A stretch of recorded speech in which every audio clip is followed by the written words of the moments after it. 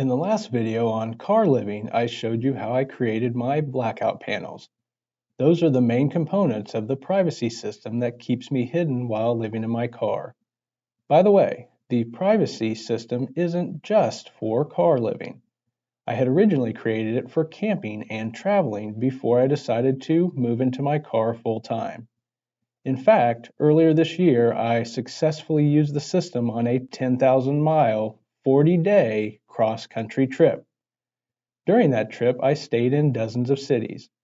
No one questioned or bothered me, even though I stayed at truck stops, on residential streets, and hotel parking lots.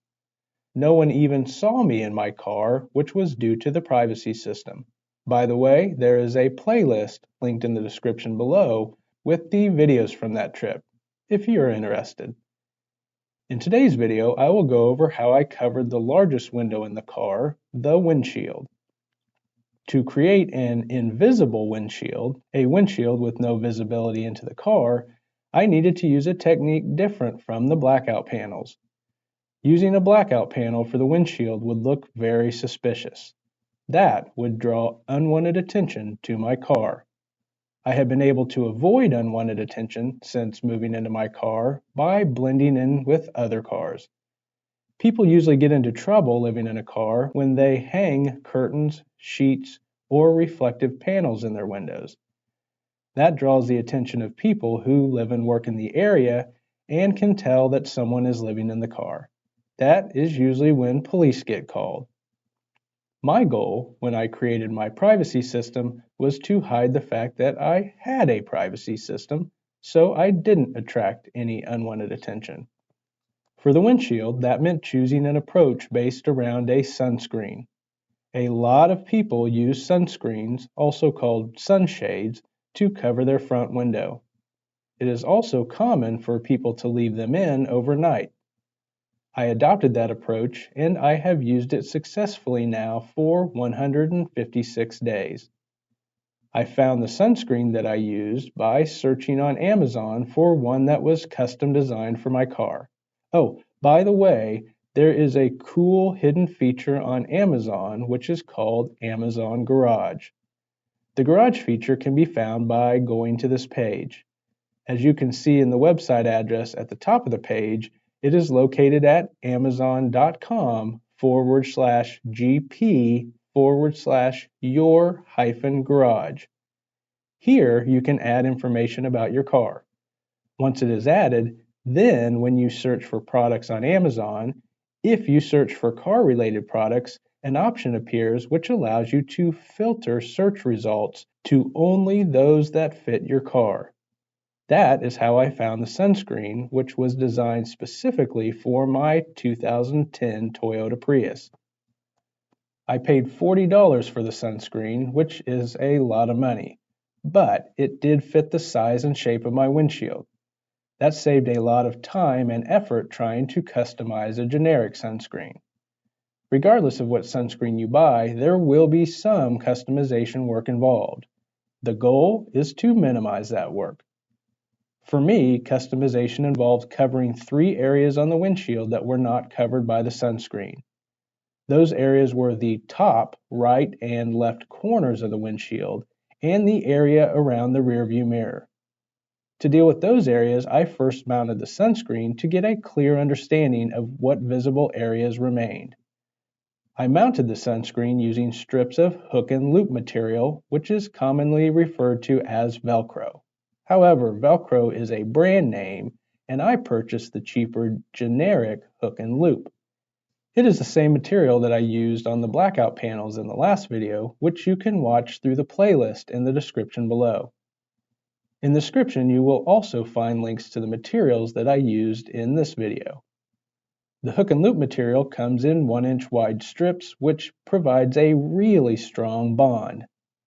I used the full 1-inch width when I put the strips of hook material on the windshield. However, I cut the loop material into narrower 1/4-inch strips before putting those strips on the sunscreen. A full inch of both the hook and loop material all the way around the sunscreen would have created a bond that was really strong. In fact, Because of the strength of the Velcro technology, 1-inch strips would have made removing the sunscreen incredibly difficult. So, using only 1/4-inch wide loop material on the sunscreen provided a good tight fit all around while making the sunscreen easy to remove. I used the full inch wide hook material on the windshield to make it easier to attach the sunscreen. It would be difficult to perfectly align a 1/4-inch wide strip of loop material on the sunscreen with a narrow 1/4-inch wide strip of hook material on the windshield. Having a larger hook strip on the windshield gives me a bigger and easier target for attaching the sunscreen.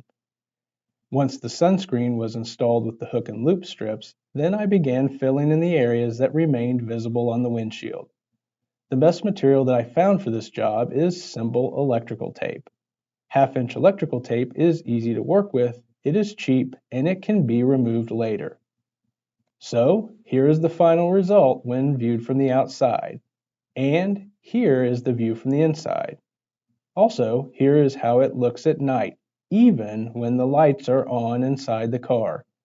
As you can see, no light is being transmitted from inside the car through the windshield. The sunscreen, together with the blackout panels and the tint that I showed in the previous video, create a complete system that is stealthy enough to look natural to passers-by while creating complete privacy on the inside. That means that I can park in safe, public, well-lit areas at night while remaining hidden in plain sight. I hope that this video has been helpful or at least interesting. In the next video, I will show you the video security system that I created for my car. That system includes micro cameras like they use on many drones and a wireless monitor that allows me to watch my car even when I am working inside of a coffee shop or my WeWork office space in Silicon Valley. It also lets me see outside when the privacy system is hiding me inside.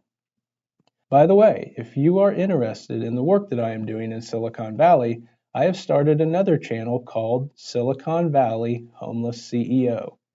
That channel follows my efforts to become a Silicon Valley tech entrepreneur and my determination to use science and technology to improve the world.